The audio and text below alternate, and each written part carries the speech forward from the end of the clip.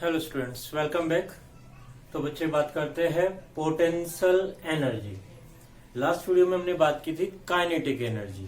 The energy possessed by a body by virtue of its motion is called kinetic energy. Similarly potential energy, here we can define the energy possessed by a body due to its position, और you can say the ability to do work by a body by virtue of its position is called its potential energy। ऐसी definition बच्चे हम अब तक पढ़ते आए छोटी class से कि पोटेंशियल एनर्जी कब होती है, जब बच्चे बॉडी को एक पर्टिकुलर पोजीशन में चली जाती है। सपोज फॉर एग्जांपल हम कहते हैं ए हैमर, सपोज आपने किसी हैमर को उठाया हुआ है, स्ट्रेच्ड स्प्रिंग और स्ट्रिंग, आपने स्प्रिंग लिया या फिर कोई एक रबर स्ट्रिंग ली, उसके एक एंड को फिक्स किया, दूसरे एंड को आपने स्ट्रेच कर लिया, तब भी उसके पास क्या है, potential energy. Stretched bow and arrow, आपने तीर कमान लिया है, आपने तीर को लगाया और पीछे खींच लिया है, तब भी उसके पास क्या है, पोटेंशियल एनर्जी है। लेकिन बच्चे यहां पोटेंशियल एनर्जी कहां से आती है? आपने अब तक पढ़ा है law of conservation of energy, energy neither be created not be destroyed, आप ऐसा पढ़ते हो बच्चे।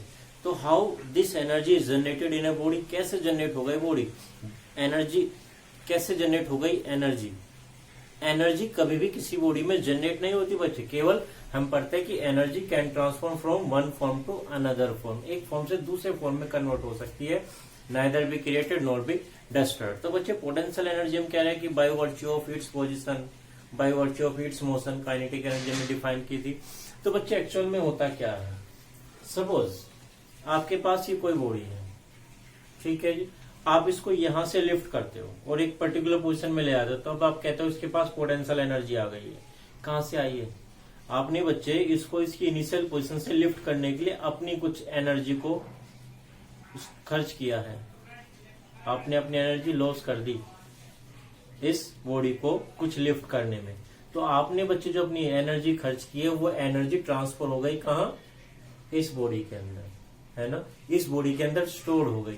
तो बच्चे आप कह सकते हो कि when we work on a body and this work is stored in the body in the form of potential energy. जब भी बच्चे आप किसी बॉडी पर कोई वर्क करते हैं, work means energy transfer, energy आप देते हैं, then this work is stored in the body, then the stored energy of a body is called potential energy।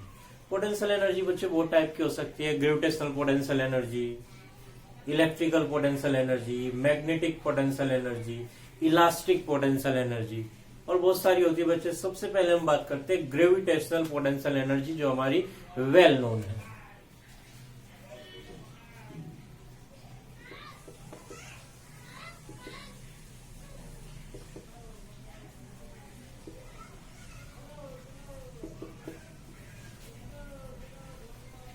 Gravitational potential energy, gravitational means gravity से related आ गया है बच्चे।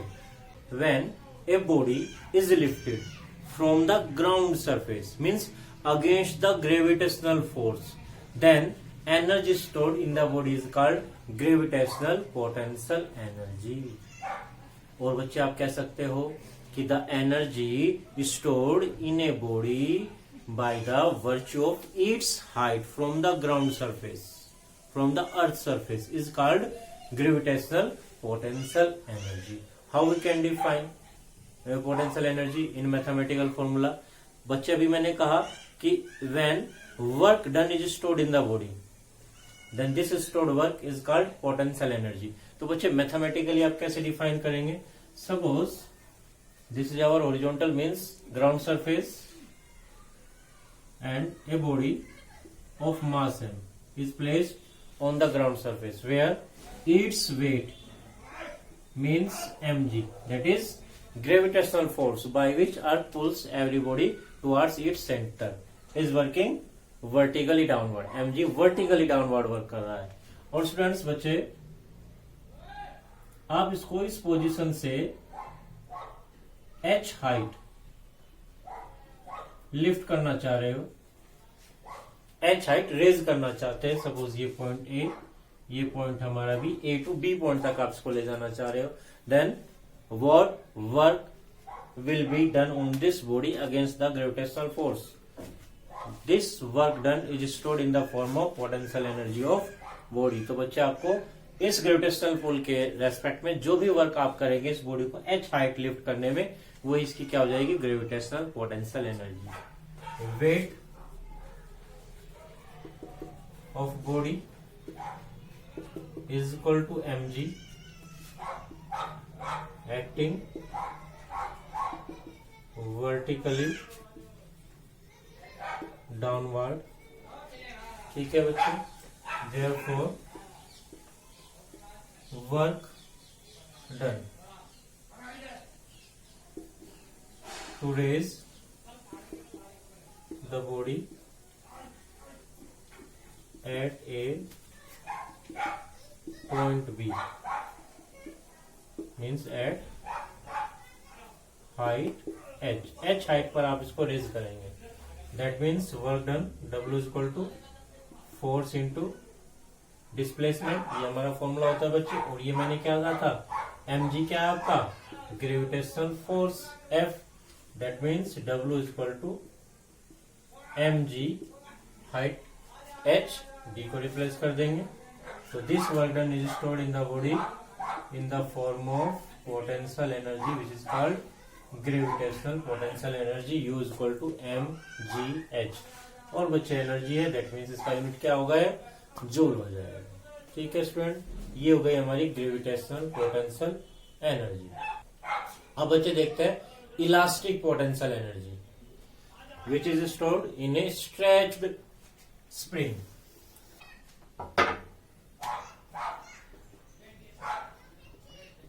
Elastic potential energy of a spring.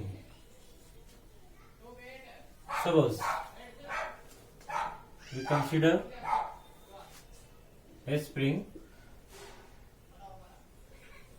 of light weight whose one end is fixed at a solid surface.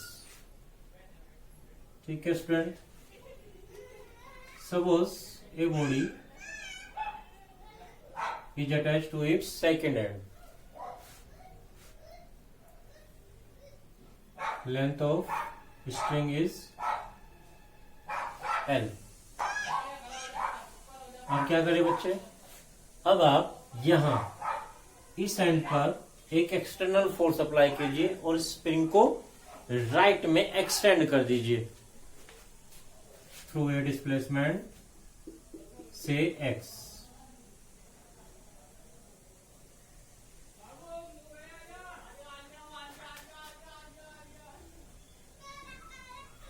तो student यहां इस string की length में सपोज एक इंक्रीमेंट आ गया से x लेंथ इस स्प्रिंग की हमारी इंक्रीज हो गई है।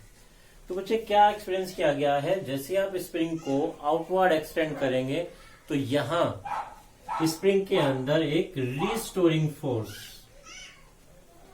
एक्ट करने लगेगा opposite to the displacement which is called restoring force and restore the size of the spring, और स्प्रिंग के साइज को दोबारा से उसी शेप में लाने की ट्राई करेगा। This force is called restoring force, और this restoring force F is directly proportional to the displacement x and against to the displacement आपका राइट साइड में दिखा रहा है, तो ये फोर्स आपको किस डायरेक्शन में वर्क करेगा, उसके अपोजिट डायरेक्शन में। दैट मीन्स यहां हम लगा देते हैं बच्चे माइनस साइन, और F इज इक्वल टू इस प्रोपोर्शनलिटी साइन को रिमूव कर देते हैं, कॉन्स्टेंट हम लेते हैं K, where K is a constant and call spring constant और फोर्स कांस्टेंट। बच्चे इसको फोर्स कांस्टेंट कहेंगे या फिर spring constant. This law is called Hooke's law. इस लॉ को बच्चे हुक्स लॉ भी कहते हैं, ये हुक्स लॉ ने बताया हुआ। अब बच्चे आप चाहते हो कि इस स्प्रिंग की लेंथ में x इंक्रीमेंट किया जाए, तो आपको कितना वर्क करना पड़ेगा, तो उसको आपको कितना फोर्स लगाना पड़ेगा, आपको मिनिमम यही फोर्स जो इनवर्ड लगा हुआ है इतना ही फोर्स आपको राइट साइड में अप्लाई करना पड़ेगा, से F dash. Therefore force required to stretch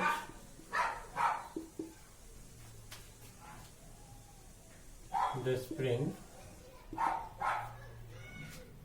rightward,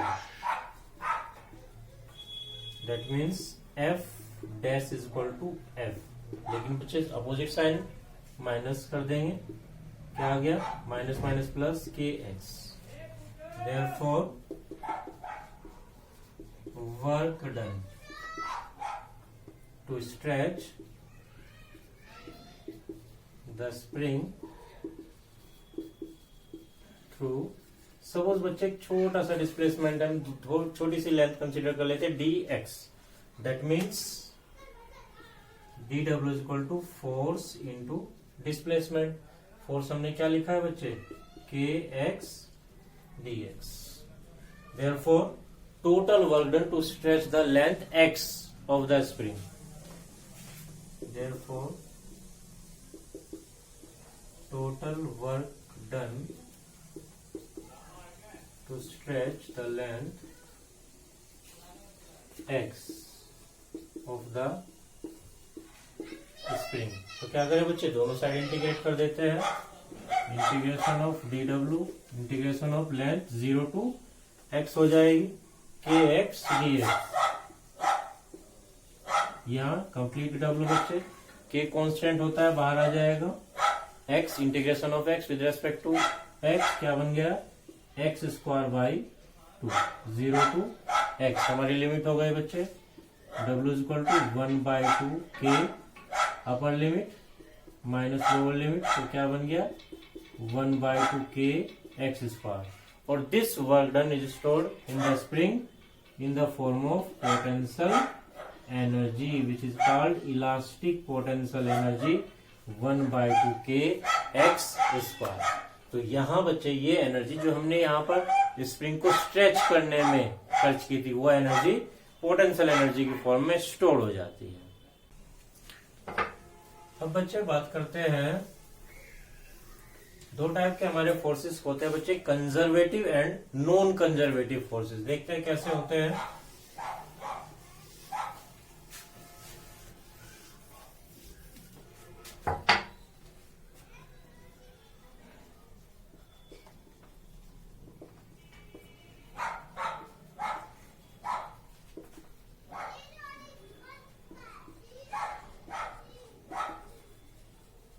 conservative and non conservative force कैसे होते हैं बच्चे, देखिए सपोज एक किसी रीजन के अंदर आपके पास दो पॉइंट है, सब ए एंड बी, ठीक है बच्चे। अब आप किसी एक बॉडी को किसी एक फोर्स के थ्रू ए से बी तक ले जाना चाहते हैं by path 1, then work done is W1। Suppose अब आप किसी दूसरे पाथ को फॉलो करते हैं, suppose path 2, work done is W2। Suppose आपने अब कोई और पाथ फॉलो किया, say path 3, work done is W3।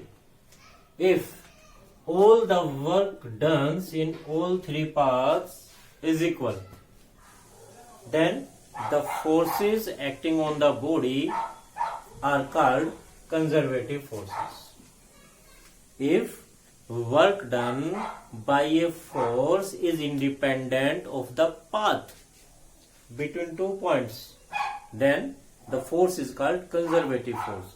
अगर पाथ आपने बच्चे कोई भी चूज किया है 2 पॉइंट्स के बीच, एक बॉडी को डिस्प्लेस करने में, एक बॉडी के ऊपर वर्क करने में, तो बच्चे वर्क अगर सभी पाथ्स में इक्वल आ रहा है, that means force is called conservative force. देखिए बच्चे, हमने यहाँ वर्क को कांस्टेंट माना है, फोर्स वर्क कर रहा है, फोर्स को कांस्टेंट नहीं माना है, हमने वर्क डन को कांस्टेंट माना है। और कंजर्वेटिव किसको कहा है, फोर्स को। इस कंफ्यूजन से आप दूर रहना बच्चे। If work done by a force is same by following different paths between 2 points, then the force is called conservative force. या बच्चे आप ये कह सकते हो, if work done by a force between 2 points to displace a body is independent from the path followed, then the forces are called conservative force.